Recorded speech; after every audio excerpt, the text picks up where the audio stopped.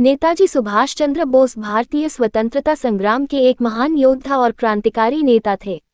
उनका जीवन, संघर्ष और देशभक्ति भारत के स्वतंत्रता आंदोलन के इतिहास में एक अमिट स्थान रखते हैं।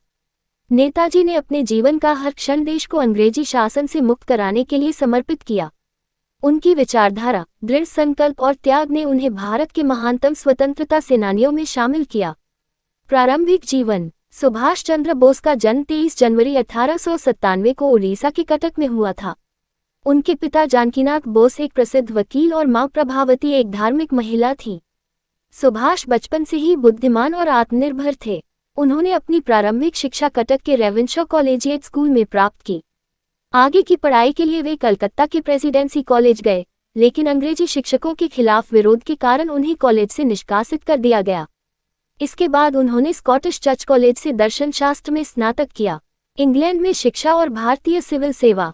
सुभाष चंद्र बोस ने भारतीय सिविल सेवा (ICS) की परीक्षा उत्तीर्ण करने के लिए इंग्लैंड का रुख किया। उन्होंने 1920 में ये परीक्षा चौथे स्थान पर रहते हुए पास की, लेकिन भारतीय सिविल सेवा में रहते हुए भी उनकी आत्मा स्वतंत्रता आंदोलन की ओर खींचती रही। अंग्रेजी शासन के प्रति उनकी असहिष्णुता के कारण उन्होंने 1921 में सिविल सेवा की नौकरी छोड़ दी और भारत वापस लौट आए। स्वतंत्रता संग्राम में योगदान। सुभाष चंद्र बोस ने भारतीय राष्ट्रीय कांग्रेस के माध्यम से स्वतंत्रता संग्राम में सक्रिय भूमिका निभाई।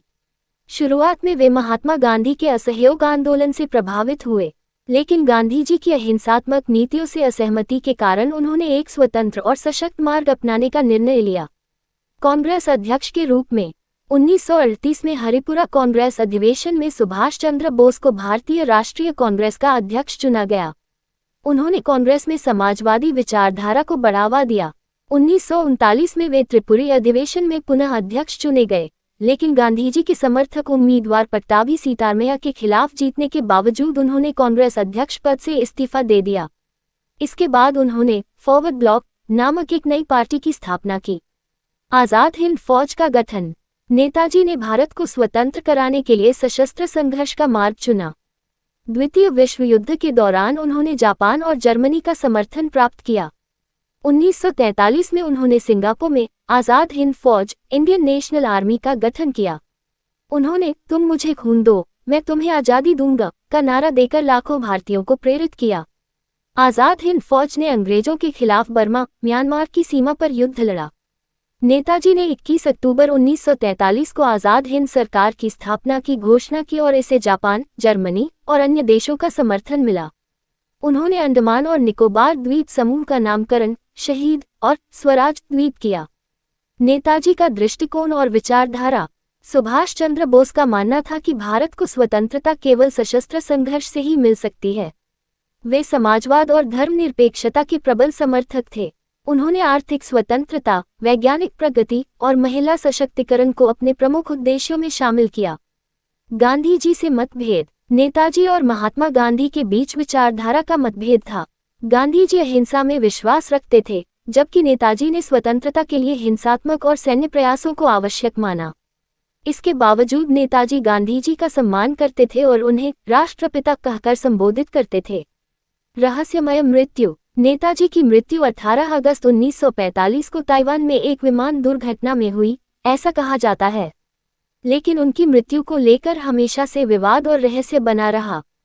कई लोग मानते हैं कि नेताजी जीवित थे और उन्होंने गुमनामी का जीवन व्यतीत किया। इस विषय पर कई आयोग और जांच कमेटियां बनी, लेकिन सटीक जानकारी आज तक सामने नहीं आ सकी। नेताजी की विरासत। सुभाष चंद्र बोस भारत के युवाओं के लिए प्रेरणा स्रोत हैं। उनकी देशभक्ति, साहस और बलिदान की गाथा आज भी हर भारतीय के हृदय में जीवित है। उनका जीवन हमें सिखाता है कि देश के प्रति समर्पण और दृढ़ संकल्प किसी भी कठिनाई को पार कर सकता है। प्रमुख उद्धरण। "तुम मुझे खून दो, मैं तुम्हें आज़ादी दूंगा"। स्वतंत्रता बलिदान चाहती है। हमारा मुख्य ध्येय एक सशक्त और स्वतंत्र भारत का निर्माण है। निष्कर्ष। नेताजी सुभाष चंद्र बोस का जीवन भारतीय इतिहास में स्वर्णिम अक्षरों में लिखा गया है। उन्होंने न केवल भारत को स्वतंत्रता दिलाने का प्रयास किया, बल्कि भारतीयों के भीतर आत्मनिर्भरता और आत्मसम्मान की भावना भी जागृत की। उनका साहसिक व्यक्तित्व और अडिग संकल्प हमें ये संदेश देता है कि जब लक्ष्य महान हो, तो कोई भी बाधा असंभव नहीं होती।